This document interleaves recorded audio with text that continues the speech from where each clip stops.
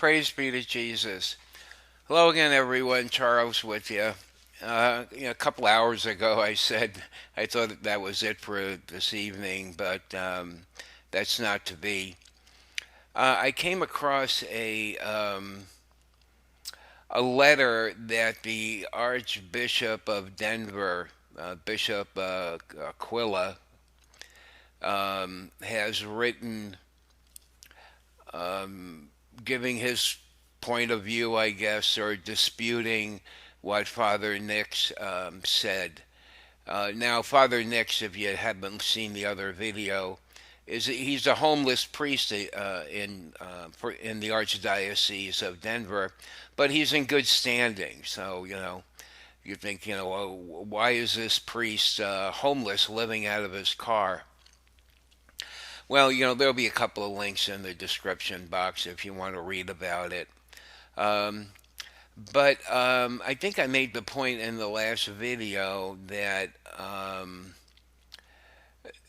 it seemed pretty apparent that the Archbishop is a modernist, I would call him, and Father Nix is a traditional priest. Now, I read this letter here that the bishop has written, and what it basically does is just turn the tables and puts the blame on the priest.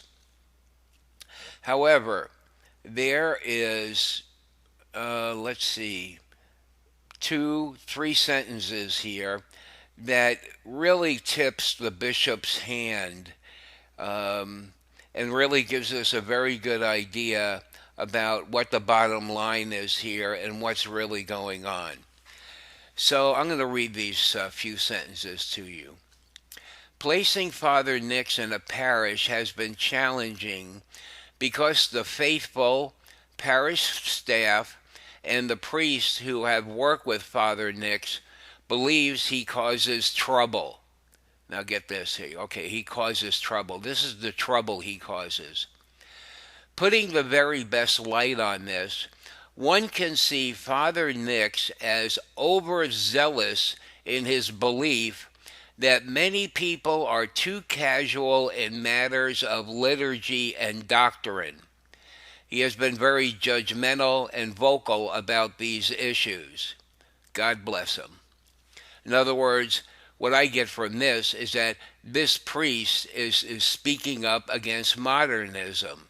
And the four parishes that he's been assigned to, the people don't like this. They like modernism. They like watered down, quote, Catholicism, unquote. This is really what's at the bottom. This is really the bottom line here.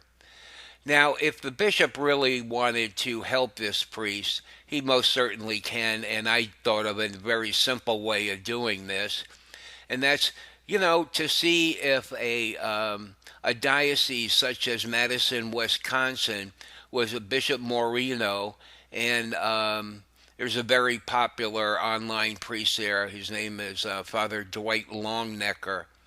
Um, to see if he couldn't be placed over there, in a traditional diocese, to work it so that a priest in good standing is living out of his car is very punitive, and he's being persecuted.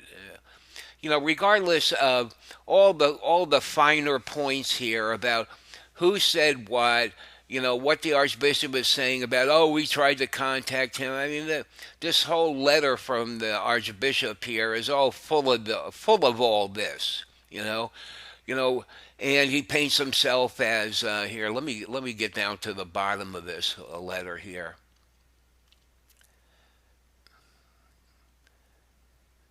Um, our focus is always on doing what we call for all priests. In charity, we will continuing and with continuing humility. All right.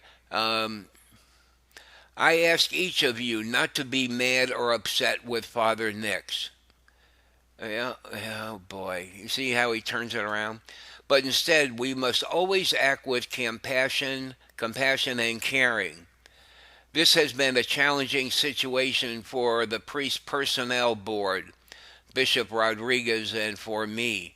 Our focus is always on doing what we can for all priests in charity and with continuing humility. So the whole letter is about, all this. Father Nix brought all this on himself. And, you could say that, there's truth in that because Father Nix is speaking the truth. He's not a priest to get up on the pulpit and give you some watered down doctrine. He's going to tell you that to be a good Catholic takes prayer and sacrifice every day. He's going to talk about how hard it is to be a good Catholic and that you have to work at it every day. And people don't like this. That's really what the bottom line is here. So I believe I came across something, and I just wanted to say, make this video for right now. But I believe I came across something else this afternoon where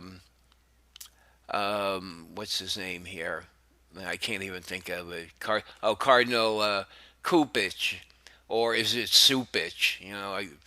I'm being corrected here again. I guess it's the proper pronunciation is Supich. Of course, it's spelt with a C, but that's the English language for you. no, no wonder why I have so much trouble with pronunciation. That Cardinal Supich has issued some kind of a letter of apology about one thing or another. Somehow I got away from that at the moment, and I haven't gotten back to it.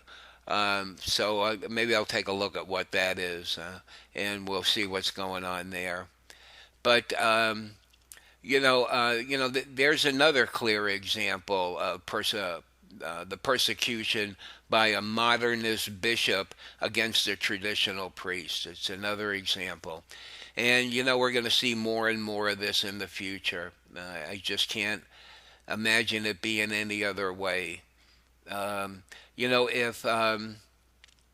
if more and more priests, there's 400,000 priests in the world. There's more than 5,000 bishops in the world. I don't know how many cardinals there are offhand, but how few of these speak up? Well, no wonder why the Pope and the modernist element in the church can just duck it, so to speak. They don't really have to deal with it. I mean, more so lately because there's been more pressure. But the more of the clergy that speak up, the more pressure there'll be, and it's all got to take its course. This you can't sweep this crisis in the Catholic Church under the rug and make believe it's not there. A lot of people did that for years. And, it's finally, thank our Lord for showing us and bringing to light all that He has so far. And I hope He continues to do so. But, you can't deal with what's going on. I mean, we can't as laity, and certainly the clergy can't, unless they're going to be honest and confront things and do what's necessary to either clean up the church and get it back to its traditional roots, or there'll be a schism. All right. I mean, I don't really see it as being any other way. The modernists and the traditionalists inside the Catholic Church can't coexist together. It's a house divided. And that's a house divided can't stand, and it's not going to stand. And I don't believe that the modernists are going to go back to the traditional teachings and ways and of the past. I mean, as much as 50 years ago. I mean, I just don't see that happening.